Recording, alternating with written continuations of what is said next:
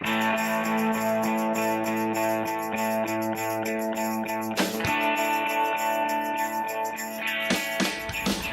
I'm Patrick Sweeney.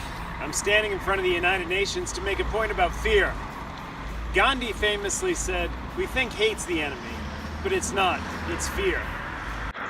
I honestly believe if we each find more fear in our life, if every person becomes closer with fear, we can create world peace. World peace is a big goal, so let's start with you first.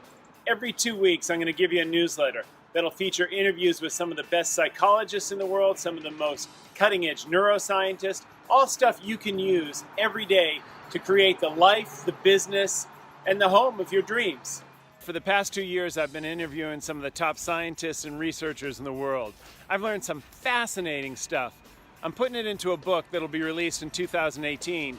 But in the meantime, every 2 weeks, you can get some of this information right in your inbox with the Living Courageously newsletter. I hope you sign up today.